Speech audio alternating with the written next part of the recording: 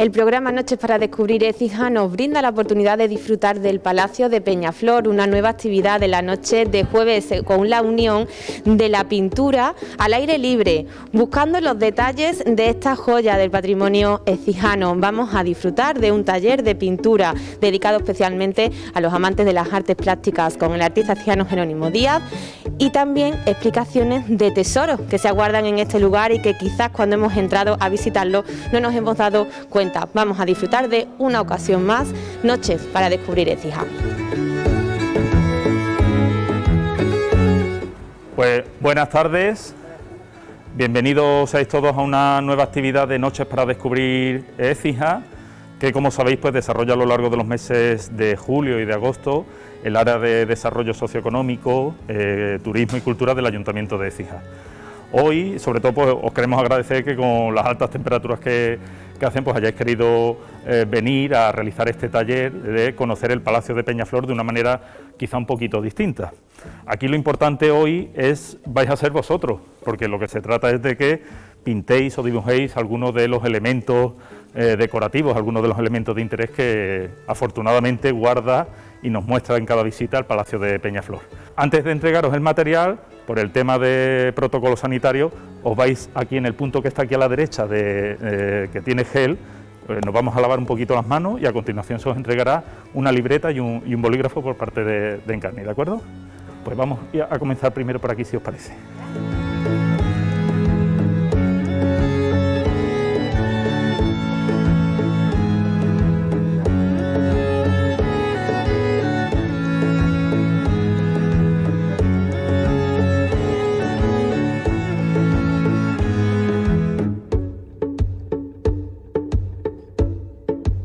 Pues, si os parece, vamos a hacer una pequeña introducción histórica de la familia o del edificio, ¿vale? Para dar paso a entrar al primer ámbito que vamos a ver o visitar, que sería el patio principal de la casa, que sé que muchos posiblemente no lo hayáis visto tras la intervención o la restauración. Entonces, uno también de los motivos por hacer esta visita hoy aquí en el Palacio de Peñaflor. Bueno, visitar, aunque muchos de ustedes ya entraríais en su momento en el palacio, cuando aquí se encontraba la biblioteca municipal o la Casa de la Cultura, pero entrar en el Palacio de Peñaflor debe de ser no solo un orgullo patrimonial de la ciudad, sino que debemos de entender que de alguna manera es el espejo de la mejor época histórica de la ciudad. Porque aunque las raíces de esta familia o las raíces de este palacio pues se hunden hasta el siglo XIV, hasta el siglo XV, es verdad que una gran parte de la transformación artística que hoy podemos disfrutar del edificio se realiza en el siglo XVIII. Igual que otros muchos edificios, no solo por el suceso histórico del famoso terremoto de Lisboa de 1755, sino que en esta casa además se potencia la transformación artística del edificio a lo largo de ese siglo por los diferentes matrimonios, por las diferentes alianzas matrimoniales que se iban a suceder en el mismo y que de alguna manera iban a engrandecer el linaje, la familia de los marqueses de Peñaflor, ¿vale? Especialmente en el último tercio del siglo XVIII, esta familia, cuando está a punto de alcanzar algo que logrará posteriormente en 1771, que es el grado de Grande de España, que es la cúspide de la nobleza española, pues con motivo de un doble enlace de las hijas de la entonces marquesa de Peñaflor, María Francisca de Paula Fernández de Nestrosa y Fernández de Córdoba, pues van a ennoblecer aún más si cabe el edificio. Un edificio que tenía resabios mudéjares, resabios renacentistas y que de alguna manera, aunque conserva la planta del edificio, se va a transformar bajo esa belleza barroca. Tenéis que tener en cuenta que estamos hablando de la familia nobiliaria más importante de la ciudad a lo largo de los siglos de la Edad Moderna. Una familia que en su momento de máximo esplendor, solamente en el término municipal de Écija, llegó a tener hasta 12.000 hectáreas de terreno. O sea, una auténtica barbaridad, una capacidad económica inmensa que no solo volcó en la decoración de su casa-palacio, sino que especialmente también utilizaron para diferentes obras benéficas, como promotores y fundadores de otros conventos religiosos en la ciudad, ayudaron a cofradías, ayudaron a la sociedad de diferentes maneras. Es decir, que esa demostración de su poder o de la importancia del linaje va a tener múltiples facetas a lo largo de la historia en la ciudad. Y nosotros nos encontramos en la casa que en origen era del señorío de Gállape, del apellido Aguilar, que desde el siglo XV vivían en esta zona de la ciudad, ¿vale?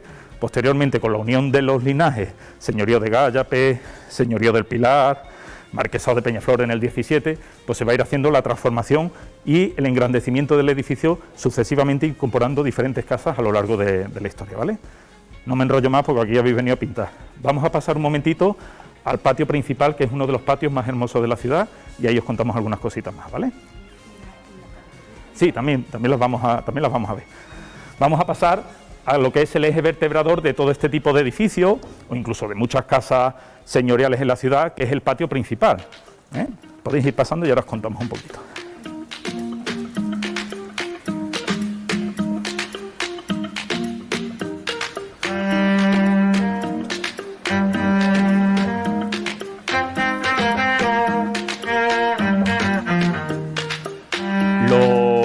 Los más jóvenes no, pero imagino que algunos de ustedes sí recordaréis haber venido a este edificio, a la biblioteca municipal, ¿verdad? Allí en aquella puerta que se puede ver es donde antiguamente se encontraba.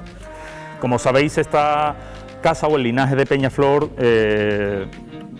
desaparece de la ciudad en cuanto a personas en 1958, que es cuando fallece la última marquesa de Peñaflor, doña Isabel de Angulo y Toro de Córdoba.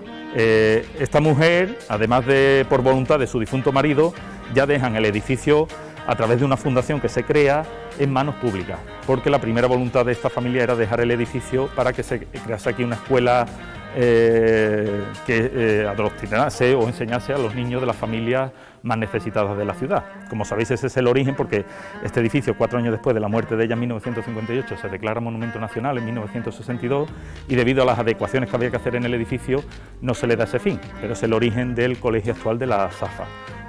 Bueno, exactamente, bueno, pues eso ha motivado que a lo largo del último medio siglo largo haya sido un edificio con un uso sobre todo cultural y turístico como el que actualmente tiene, ¿vale? Una de las zonas que se ha recuperado recientemente tras una importante restauración es el patio principal en el que nosotros nos encontramos.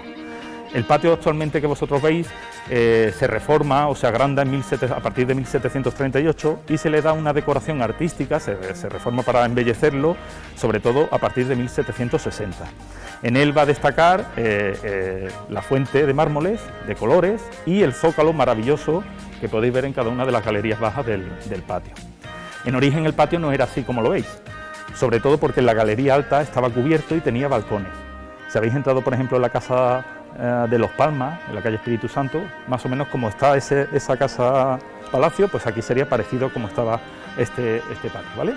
Bueno, en cuanto a la labor de cantería, la labor de utilización de mármoles, es Luis Francisco Cabello el autor que entre 1763 y 1765 va a decorar este maravilloso patio que, como os decía, muchas de las casas que tenemos en la ciudad, casas palacio, se articulan en torno a un patio que nos recuerda a los patios claustrales de los conventos y que es el eje vertebrador de la casa, desde el que prácticamente en un lateral salía la escalera a la zona noble. Al fondo estaba la conexión con la zona de la casa de campo, cortijo de labor, donde vivía la servidumbre, y que de alguna manera pues era el centro de vida doméstica de la casa. En esa herencia también musulmana del hecho de hacer la vida de estas casas hacia el interior y no hacia la calle, es decir, que desde el exterior al pasar no se viese la vida que aquí se desarrollaba, ¿vale? Nosotros, y esto es lo primero ya que vais a hacer, os vamos a dejar con Jero, que es el que nos va a explicar de alguna manera qué detallitos o qué elementos podéis ir dibujando, ¿vale? Yo, aparte, iré de vez en cuando dando algún apuntillo y demás histórico. Empezamos realmente con lo que queramos, ¿no? A mí lo que me gustaría, ya que tenemos un formato pequeñito y tenemos un medio también un poco pobrecito, ¿vale? Porque no hemos podido conseguir tinta por la manchada y además es muy engorroso a la hora de llevarnos cada uno su tarrito, hay que utilizar pincel. Como tenemos poco tiempo, tenemos un formato pequeño y hay tantas cosas que hacer, pues entonces yo os aconsejo que elijáis un fragmentito. Bueno, también se puede hacer, por ejemplo, si lo hacemos de lejos podemos coger la fuente entera, pero siempre sintetizando muchísimo, ¿vale? A no ser que queráis dedicar todo el tiempo a hacer la fuente y sacarle detalles. Yo eso lo desaconsejo, yo prefiero que hagáis pequeños detalles, que hay muchísimos, ya sea un capitel o un angelito o la figura o cualquier pieza que vayamos viendo, pero de forma muy simple. No sé si habéis dibujado antes algunos. y si no, no pasa nada. Si no, no pasa nada. Yo lo que haría es al principio trazar muy suave el encaje, ¿vale? Para que dentro del formato que tenemos, pues que empecemos muy suave y vayamos construyendo ese dibujo, y cuando lo tengamos claro, el encaje, la proporción, que esté bien, pues entonces ya si queremos apretamos en algunas zonas para sacar dentro del detalle que hayamos elegido el detalle que nosotros queramos destacar de nuestro dibujo, ¿vale? Dicho así, a lo mejor parecemos engorrosos, pero los primeros lo vais a ver que a lo mejor van a salir un poquito más regular, pero a medida que vais cogiendo mano y vais calentando un poquito, van a ir saliendo las cositas, ¿vale? Dentro del patio y con influencias al exterior tenéis la fuente de Luis Francisco Cabello, que es un maestro que llega desde fuera de la ciudad, puesto que dentro del barroco en Écija los artistas locales eran extraordinarios trabajando el ladrillo, el azulejo que podemos ver aquí en el patio, las yeserías que veremos después en la escalera, pero generalmente el mármol y la cantería no era una de sus especialidades, no por nada, sino porque era un material que aquí en Écija no existía, con lo cual cuando había que hacer una obra artística de este nivel, pues siempre se recurría a algún artista de fuera, generalmente maestros de Lucena, de Estepa. Sí. ¿Esa figura quién es? Esa figura es la figura como una especie de trompetero, le faltaría la trompeta de... ¿Qué símbolo tiene aquí? Tiene el símbolo, sí, corona la fuente, es una manera también de anunciar una cierta alegoría de la fama, de las virtudes del marquesado. Eso es lo que representa. Lo que sí es verdad que, por ejemplo, como influencia esta fuente dentro del arte en Sevilla, hay que deciros que recientemente, a través de investigaciones del profesor Gerardo García León, se ha descubierto que, por ejemplo, lo que es el pilar que sostiene la fuente o la pila superior sirvieron dentro de la arquitectura regionalista para realizar, por ejemplo, la fuente de la plaza de Juan de Austria en el Prado, en Sevilla. Todo este tipo de decoraciones que podéis ver de veneras, de querubines con angelitos, todo ese tipo de decoración se fijaron los artistas de principios del siglo XX para realizar, por ejemplo, esa fuente. Al igual que venían maestros de fuera, esos mármoles que veis en el patio de colores negro, rojo, ágata, que es el que especialmente aparece coronando el zócalo, siempre llegan de otras zonas de fuera de la ciudad. El rojo suele venir de la zona de Cabra o Lucena, el negro de la serranía de Córdoba capital, y en el caso del Palacio de Peñaflor, esta especie de copetes que, como os digo, corona el zócalo, proviene de la zona de Lanjarón, en las Alpujarras, en Granada. Con lo cual también da una prueba del poderío económico de la familia a la hora de ennoblecer su patio.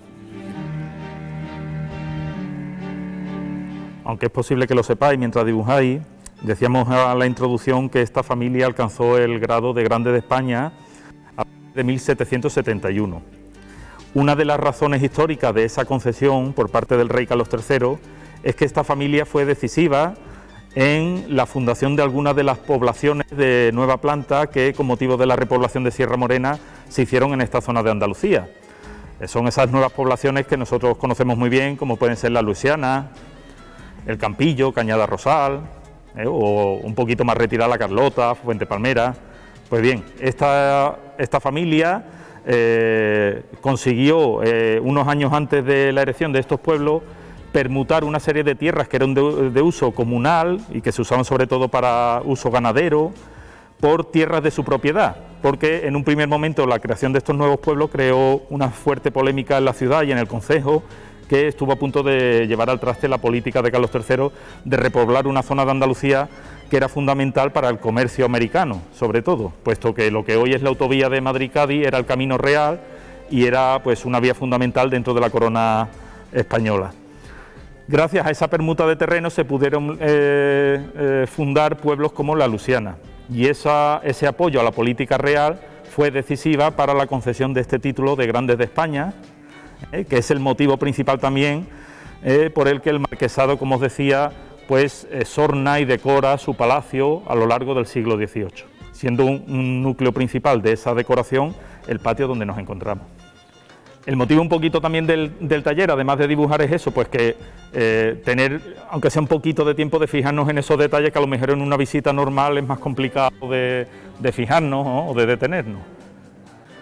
Antiguamente, aunque están en restauración, en este patio, los que seáis más o menos de mi edad recordaréis que todas las paredes laterales se adornaban con unas cornucopias, que era una especie de planchas de jaspe decoradas con madera sobredorada, que servían para la iluminación de la galería baja a través de lámparas de aceite, que le daban una tonalidad rojiza en sus días a la galería. Hoy muchas de estas, cerca de 53 cornucopias, están en restauración, pero hoy en día en otro edificio de la ciudad, como es en la iglesia de Santa María. Cuando entréis en la iglesia de Santa María, en los pilares de las naves, vais a ver dónde está la lámpara de iluminación, que lo que tiene detrás son algunas de esas cartelas. Están reutilizadas allí en la parroquia de Santa María. La utilización de fuentes monumentales, tanto en el patio principal como la que existe en el patio apeadero o en algunos de los patios que tiene esta casa palacio, era muy importante porque de alguna manera en parte francesa y en parte la idea de construir una especie de nuevo Aranjuez en el palacio, pues derivaba de esa mentalidad de hacer un sitio agradable a través del agua, a través de la vegetación, es decir, una especie de jardín terrenal en el que de alguna manera podían vivir reyes. Toda esa decoración que aparece tanto en el patio como en el exterior, pues también simbolizaba esa manera de mostrarse a la ciudad, una manera nueva y moderna, que es lo que trae el barroco en cuanto a su aspecto teatral y escenográfico.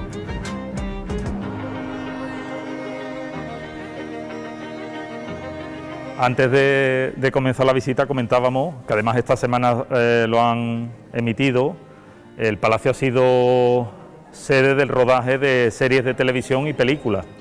Una de ellas, la de Curro Jiménez, que por ejemplo en algunos de los capítulos de esta semana ha salido en la parte exterior el palacio de Peñaflor. También sabéis que el edificio se usó como rodaje de escenas de la película Carmen, de Vicente Aranda, también. Y no tanto el palacio como un lateral, también en la película que muchos écijanos recuerdan, Bajo el cielo andaluz, que utiliza escenas del Palacio de Los Palmas. Aquí se ve la casa del herrero, está aquí en la subida hacia San Gil y era en el lateral de esta casa también. Esa no, esa es más antigua, esa es la actriz es Marifé de Triana y Vicente Caracuel, me parece que son los protagonistas. Esa será de mitad de los años 40 o por ahí. Pero se ve, está rodada íntegramente o prácticamente la totalidad en la ciudad, eso sí. Aquí en el patio también se ve un elemento característico del barroco ecijano, que es un barroco muy mudéjar y que podéis ver en algunas puertas, que son estas esquinas anguladas en la parte superior que se conocen como orejetas o orejones y que aparecen en numerosos portajes tanto religioso como civil de la ciudad. Siempre aparecen o en plan triangular o en este caso cuadrado. Es una manera de visualmente agrandar la imagen de la puerta, superando lo que es el concepto geométrico rectangular, a través de esta manera. A veces sucede, como veréis arriba en la cúpula, en la escalera, a través de la decoración estrellada y demás. Eso es otro también elemento característico del barroco en la ciudad.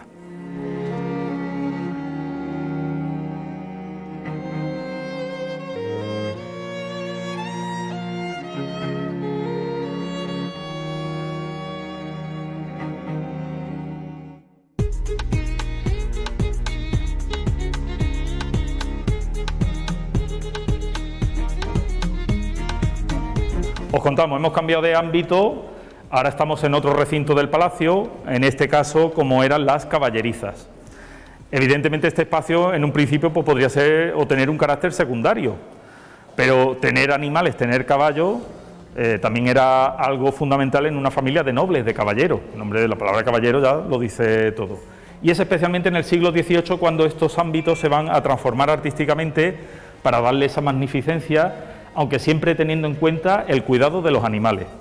Nosotros aquí cuando tenemos visitas solemos decir, a lo mejor quien puede ofenderse, pero es una realidad, que en algunos casos aquí había animales que en aquel momento vivían mejor que muchas familias, que muchas personas, porque tenían toda clase de cuidado dentro de lo que un animal necesita.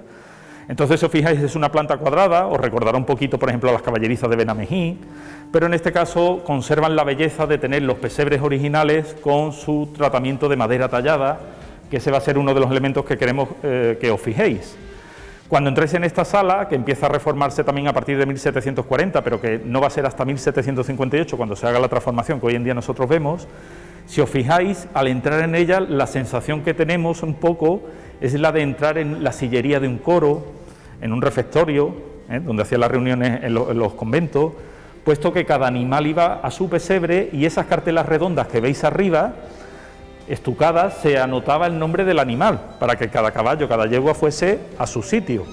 Si en algunos casos os fijáis, veréis que en algunos casos todavía se leen algunos de esos nombres.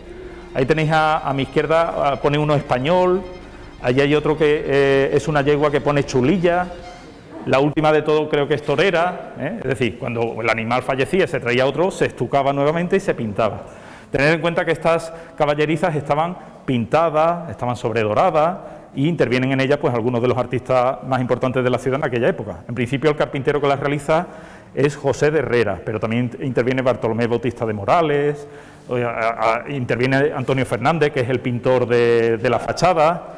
Incluso en ese juego teatral y escenográfico que es propio del barroco, si os fijáis, todas esas ventanas que están allí, en aquel lateral, ¿vale?, son fingidas, no existen, esas ventanas no son reales, sino que están pintadas para hacernos pensar que ahí están esos ojos de buey como los que dan a la calle.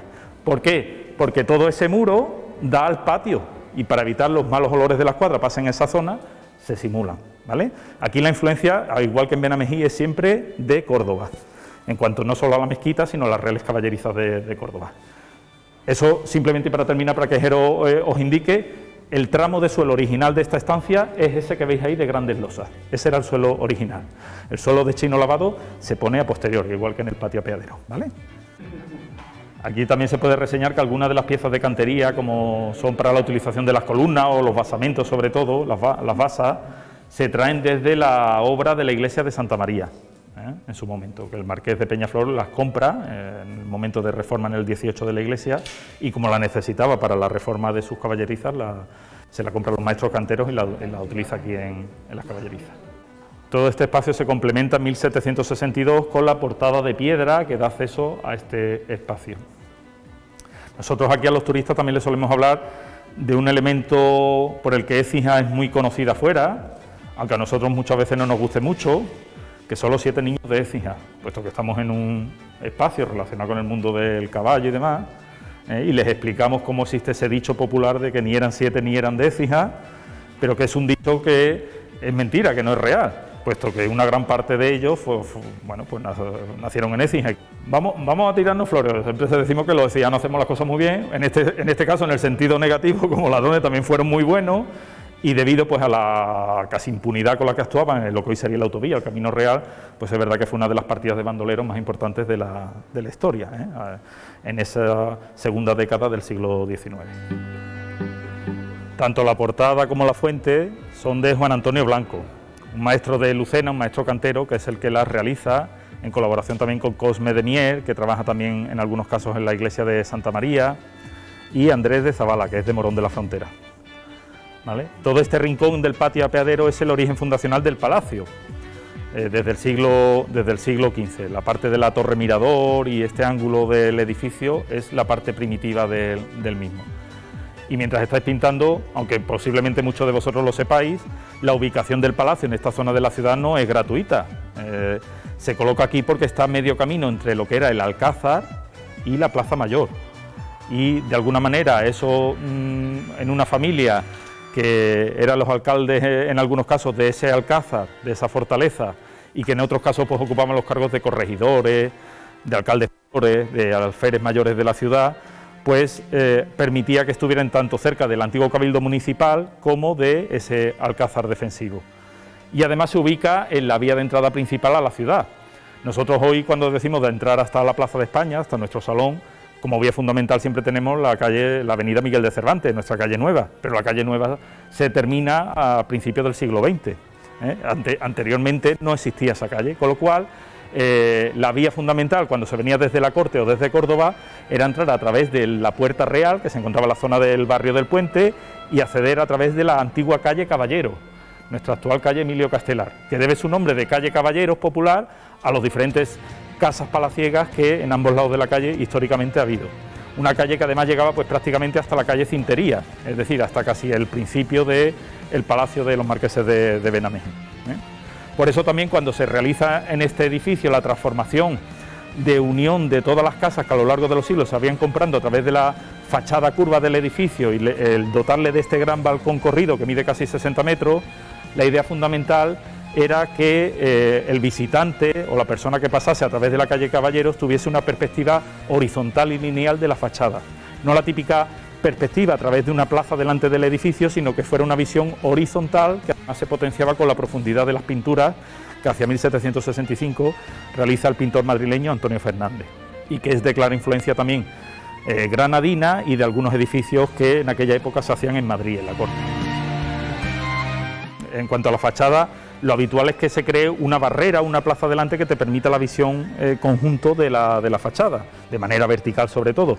Pero aquí el concepto barroco y teatral es el que a lo largo de ir pasando por la calle tú vayas viendo la fachada, en un sentido lineal, en un sentido casi de que no tiene fin la fachada. Si nos ponemos en la esquina, el balcón parece que no termina. Entonces es esa perspectiva lineal y horizontal más que la vertical, que en este caso aquí en el Palacio se rompería con la torre mirador.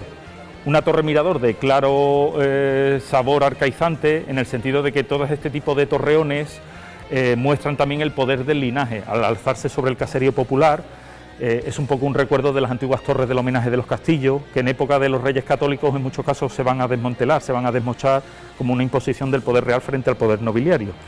Entonces en muchos casos se levantan estas torres por concesiones, por privilegio, es una manera también de demostrar el poderío del linaje. Otro elemento que podéis ver desde esta zona es el escudo que remata la portada de ingreso en las caballerizas, que es un escudo posiblemente del siglo XVII, es anterior a la propia portada, ¿vale?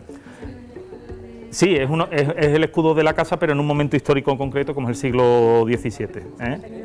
Sí, claro, porque además tened en cuenta que a lo largo de la historia, a través de esos matrimonios o de esos enlaces, se van uniendo diferentes casas señoriales, conformando al final en el siglo XIX la casa de Marqueses de Peñaflor, de Cortes de Graena y de Quintana de las Torres, que es, digamos, el momento quizá de máximo esplendor en cuanto a títulos nobiliarios.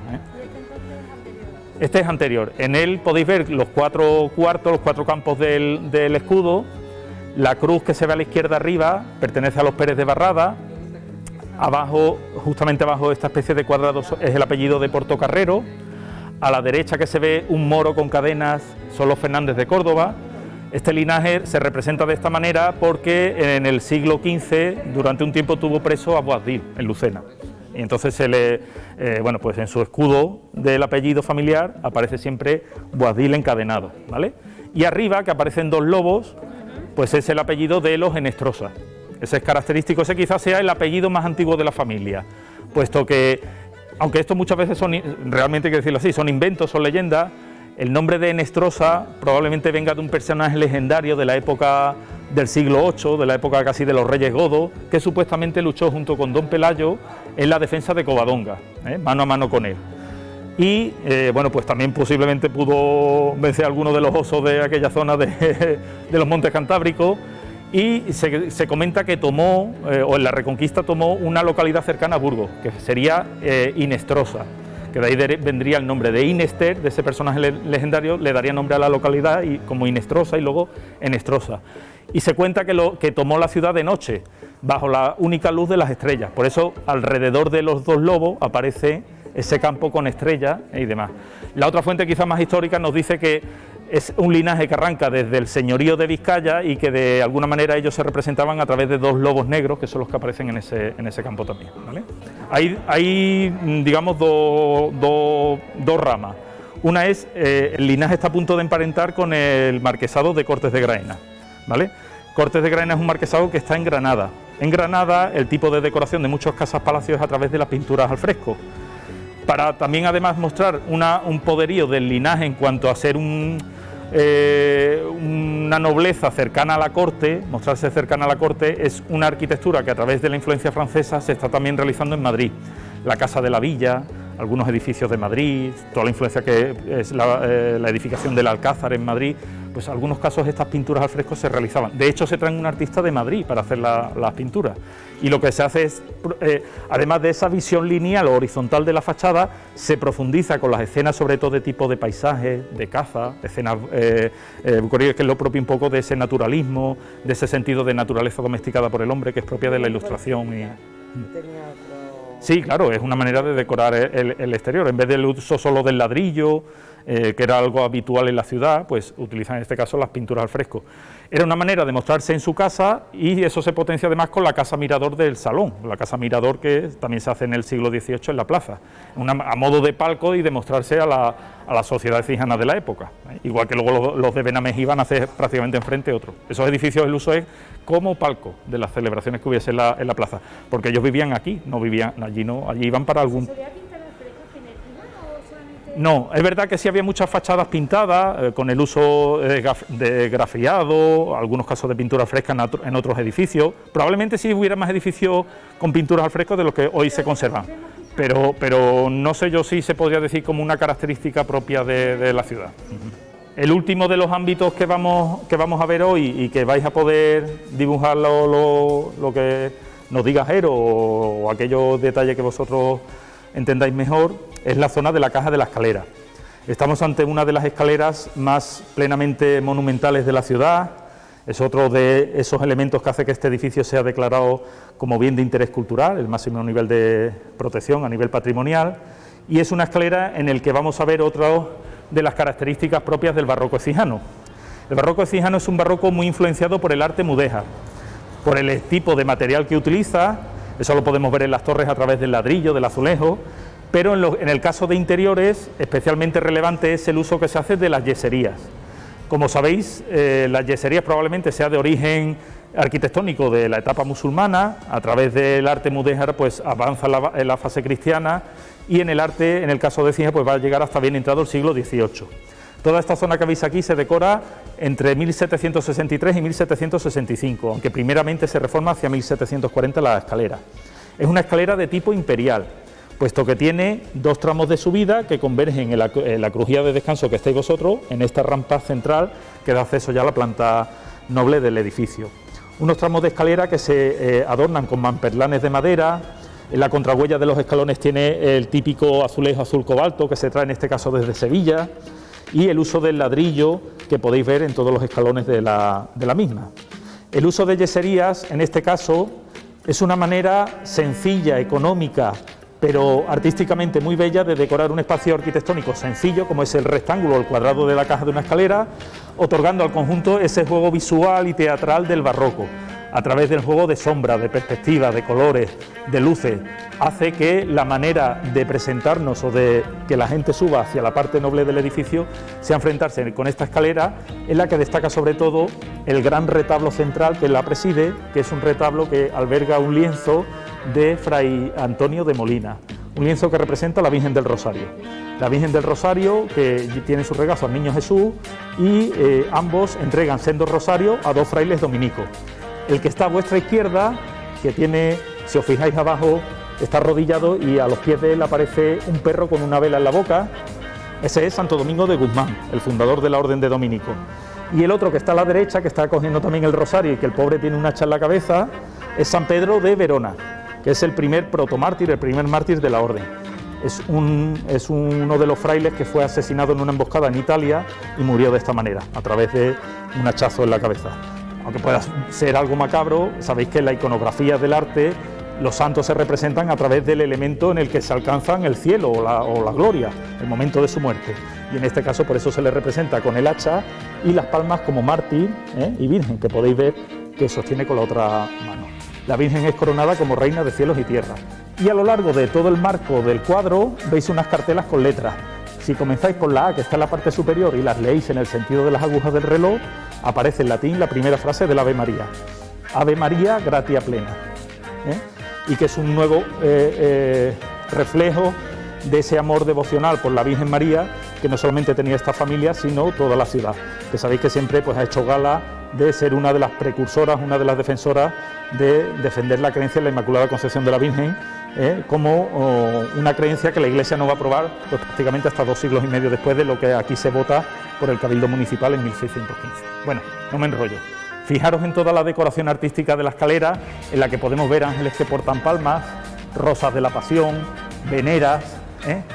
Tanto la zona del retablo como la zona de la cúpula harían una pequeña mención al mundo espiritual, al cielo. Es la simetría, es la perfección, el uso en este caso de los estípites típicos del barroco, que es la sustitución del fuste clásico de las columnas por esta superposición de nódulos que se estrechan hasta el capitel. Y en la parte de las tribunillas, como esta donde yo estoy, o aquella, hay una representación palaciega a través de bustos, a través de grifos, que son estos animales, allí se ve mejor, que como especie de dragones con alas, seres mitológicos, que es un poco una muestra del mundo terrenal, de las bajas pasiones, pero también de las virtudes del ser humano, ¿vale? El conjunto se completa con los escudos que aparecen en las pechinas, que son obra, en este caso, de Antonio Fernández y de Pablo Gutiérrez, que es el que los dora, donde aparecen algunos de los cerca de 25 apellidos que llegó a tener esta familia, ¿vale? La cúpula pues se decora con estas nervaduras que rematan el rico florón central, que como veis está completamente rodeado por cabeza de ángeles, ¿vale? Y bueno, pues simplemente el uso del mármol se destina a las dobles columnas pareadas que aparecen tanto en la parte superior como en la triple arcada de medio punto que aparece en la parte inferior. Aquí tenéis para hartaros de detalles y de pintar, porque también os podéis fijar en la forja de la escalera, que es parecida en parte a la que aparece en el balcón principal de la casa y que es un trabajo magnífico que muchas veces pasa desapercibido. Aunque simplemente sea un pequeño detalle, los arcos de la parte inferior son 3 de medio punto y sin embargo en la parte superior solamente hay un arco en la parte central, mientras que se adintela los laterales. Fijaros también en esa decoración de macollas o de pinjantes decorados que aparece en el centro de esos espacios. En muchos casos la realización de estos elementos artísticos de yeso pues son a través de moldes de plomo, lo que se consigue es darle forma y luego con el buril o con el cincel pues se va dando forma, hasta que luego con clavos, con arcilla y demás se va colocando en los muros y en las paredes.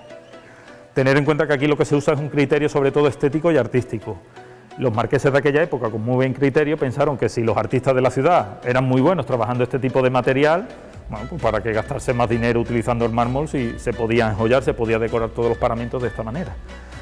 Tenéis que vincular todo este tipo de yesería a las que en esas mismas épocas, en esos mismos años, se están realizando en los descalzos, se está realizando en algunos de los camarines de la ciudad, como pueda ser, bueno, pues en parte la Capilla del Rosario en Santo Domingo, la Capilla de la Soledad, la Capilla Sacramental de San Gil, la de Santa Bárbara. Tenemos que tener en cuenta que en esa segunda década del siglo XVIII hubo una fiebre constructiva en la ciudad enorme que hizo que de manera paralela se estuviesen levantando tanto edificios civiles como religiosos. Hay profesores, hay especialistas que nos dicen que si el terremoto de Lisboa en vez de 1755 se hubiese producido medio siglo después, a principios del XIX, hoy tendríamos un pueblo mucho más pobre, mucho más feo y mucho menos hermoso, al menos en lo artístico, porque ya hubiera sido una época de crisis y no se hubieran podido realizar mucho del patrimonio que hoy en día tenemos, ¿vale? Que no es ni más ni menos que la herencia pues, del poder económico de este tipo de familias, que en muchos casos son los que también van a pagar a la hora de reformar un convento o de fundarlo, porque también una manera de asegurarse el bienestar en el más allá o el cielo, pues es construyendo iglesias o construyendo templos, asegurándose de que luego se digan misas en sufragio por su alma. Pues se entierran, ya sabéis que por ejemplo esta familia, el panteón donde especialmente mayor vínculo han tenido enterrado, aunque hay gente de Peñaflor o de lo que era el marquesado de Peñaflor de su familia en muchas iglesias de la ciudad, en Santo Domingo, en el Carmen, en la Merced, pero el sitio donde especialmente hay más de ellos o tienen un vínculo especial histórico es la iglesia de la Victoria, ¿vale? Que tienen el panteón allí y que los últimos marqueses, por ejemplo, pues se enterraron, son los últimos que se han enterrado allí en aquel lugar. Ese panteón está en la iglesia de la Victoria, en el lado de la epístola, donde está el retablo de San Francisco de Paula detrás. Desde el presbiterio hay una puertecita y se entra, y están allí una gran cantidad de ellos enterrados, ¿no?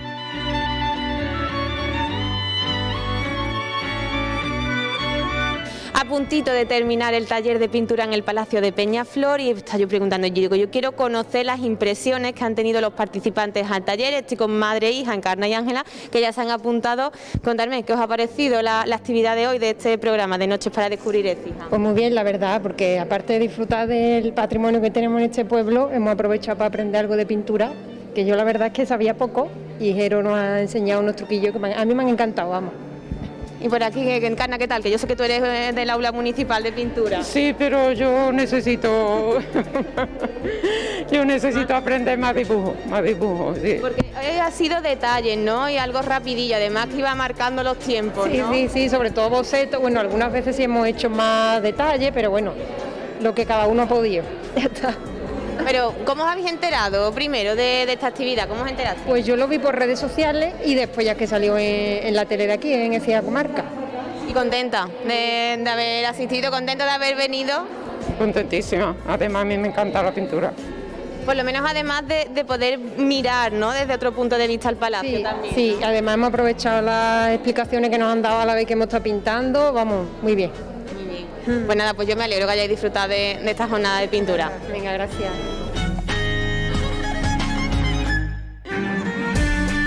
Un taller de pintura y una actividad para todas las edades, porque hemos visto jovencitas y también tenemos a aquellas mujeres que les gusta pintar desde siempre y que su mejor afición que tiene en la vida es pintar, ¿eh, Loli? Sí, me gusta mucho. Que te has venido también al Palacio de Peñaflor a disfrutar del día de hoy, He ¿no? disfrutado muchísimo. Cuéntame, ¿qué es lo que has ido tú pintando? Pues el patio, lo que nos ha dicho. El patio, la caballeriza, donde hemos estado. ¿Habías entrado antes en los últimos tiempos a Peñaflor? No, en los últimos tiempos no. Yo estuve aquí pintando. Bueno, cuando también había. Porque Loli, por ejemplo, es una de las mayores aficionadas, yo creo, a la pintura, que ella está en clases con Antoñito, con Jero, en el aula con todos, porque le gusta pintar mucho. Además, ella era una más ventajada, que yo te veía que te sobraba hasta tiempo, Loli. Ha ido marcando el tiempo el profesor y a ti te sobraba. Yo es que he pintado muy liera. Bueno, pues disfrutando de cómo has venido con tu hija, además, acompañada hoy, bien acompañada. ¿Y cómo te enteraste? Porque te lo contó. ¿Cómo te enteraste de la actividad? Con Jero, sí. Me llamó a mi hijo y ya está, y me enteré y nos apuntamos. ¿Y contenta de haber venido, Loli? Muy contenta. Pues bueno. Me ha gustado muchísimo la experiencia. Pues con eso nos quedamos, con vivir experiencia. Si repiten, vengo. Estupendo. Si Dios quiere.